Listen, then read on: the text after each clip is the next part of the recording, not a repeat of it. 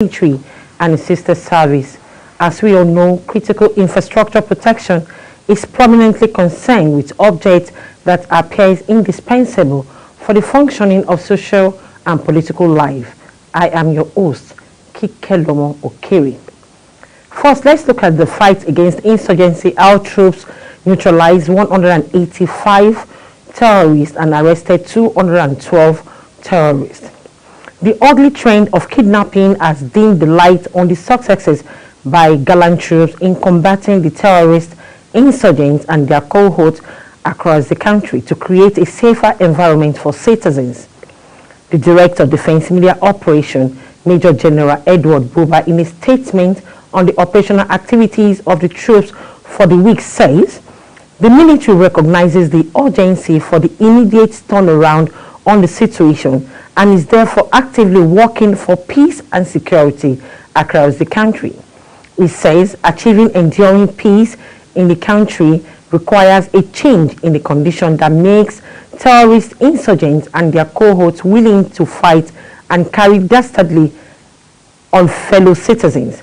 The situation therefore calls for all hands to be on decks, with everyone playing their role towards achieving enduring peace, adding that the armed forces on its part has boots on the ground strategically deployed across the country to combat the terrorist insurgents and their cohorts.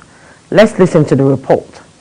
Director Defense Media Operations revealed that the week under review, troops neutralized 185 and arrested 212 of terrorists, and also arrested 44 perpetrators of oil theft and rescued 71 kidnapped hostages. In the South-South zone, troops denied the oil theft of the estimated sum of 1,065,885,050 naira only.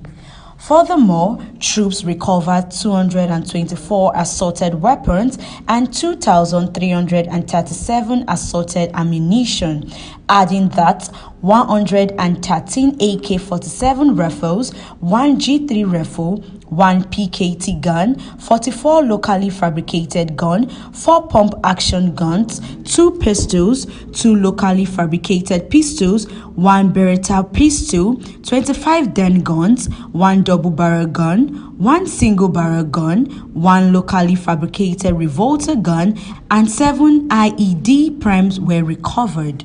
Others are 1,382 rounds of 7.62 mm special ammo, 387 rounds of 7.62 mm NATO, 74 rounds of 9 mm ammo, 23 K2 rounds ammo, 111 live cartridge, 5,410 empty cases of 7.62 mm special, 6 empty cases of cartridge, 2 magazines loaded with 60 rounds of 7.62 mm special ammo, 21 magazine, 1 pistol magazine, 2 bandoliers, 2 vehicles, 22 motorcycles, 47 mobile phone, 11 HH radio, and the sum of 2,369,670 amongst other items. Also, troops in the Niger Delta area recovered and destroyed 12 dug-out pits, 61 boats, 56 storage tanks, and 13 vehicles. Other items recovered are 78 cooking ovens, 4 pump machines, and 51 illegal refining sites, among others. The Military High Command says countering insurgency is not a sprint, but rather a marathon. Accordingly, troops are taking the flights to the terrorists and making strides each passing day. Much has been done and much more is still being done to achieve peace and security across the country. A well-planned and coordinated joint operation between air components of Operation Adarindaji and the 17th Brigade of the Nigerian Army on the 30th of January 2024 has led to the elimination of several terrorists and destruction of their enclave located on Tora Hills in Safana local government area of Katsina State. The location was first struck by Nigerian Air Force aircraft after which the ground troops successfully mop up the fleeing terrorists. Footage from the battle damage assessment as well as feedback received from other sources revealed that the airstrike significantly degraded the capability of terrorists, which then facilitated each free clearance operation by troops of 17th Brigade of the Nigerian Army. The joint operation did not only result in the neutralization of several terrorists and destruction of their hideouts on the hills, but also offered the ground troops the opportunity to ascend and clear Torah Hills, which either to serve as a hiding place for terrorists in Safana local government area in Katsina State. Let's take a short break now. We'll be right back. Don't go away.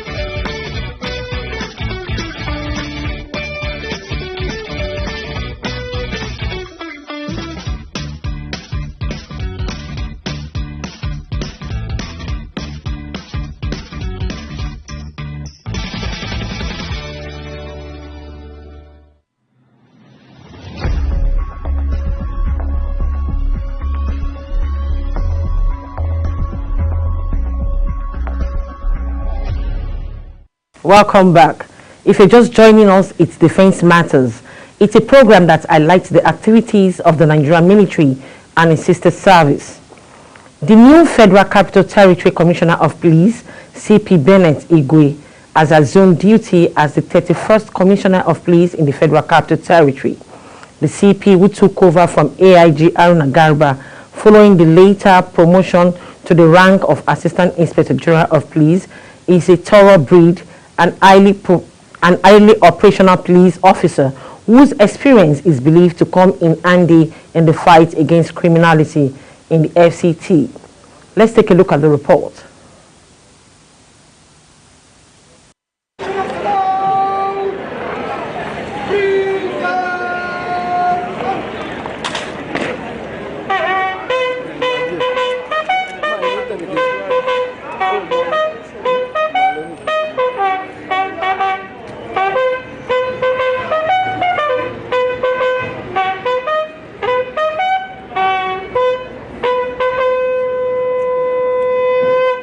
CP Bennett Igwe was born on the 7th of October 1968. He hails from Akata Oru East Local Government Area, Imo State, Nigeria. He attended the University of Nigeria, Nsukka, Enugu State, where he bagged a Bachelor of Science degree in Estate Management. His quest for further educational qualifications made him bag a master's degree in Business Administration in the same university. CP Igwe was enlisted into the Nigerian Police Force in 1996 as a cadet assistant superintendent of police and was trained at the prestigious Police Academy, Wudil, Kano State. The CP has served in the Nigerian Police Force in several operational, administrative, and intelligence capacity.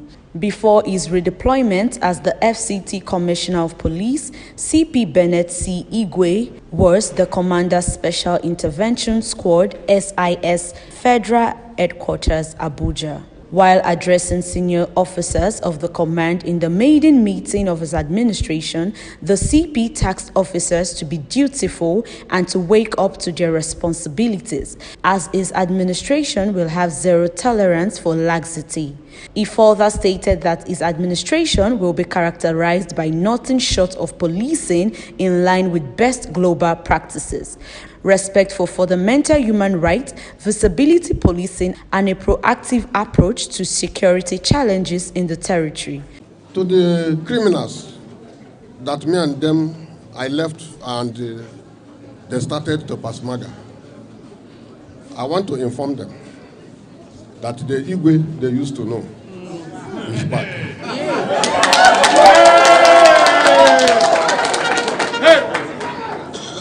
I am back. We are going to act it out. But I want to tell you that I have 4-point agenda. And that 4-point agenda, you know, I used to fight crime, is what we are going to bring out. If you're a bandit, you're a kidnapper, you're an armed robber, you're a killer, whatever high crime you are committing, one, we have 4-point agenda. It's either you shoot me, or you shoot us, we shoot you. I don't have fear about it. That is another one movement. The second movement is that I will arrest you and you will be in prison. The third one is that your movement will be in my cell. The fourth one that you have every opportunity to act upon is that you should be on the run. If you try, you will receive it how you don't expect. I'm sorry, I don't have, I'm not a diplomatic person. I'm a crime fighter. Those I pity is those that call themselves one chance. I pity you if you're one chance, you call yourself a one chance. There's no law in this country, no law, that have recognized an offense to be one chance. No. One chance is robbery. It is robbery. If you have the audacity, whether you're a man or a woman, you have the audacity to rob and say you are one chance, we'll have the temerity to treat you otherwise so that you will understand it in a better language.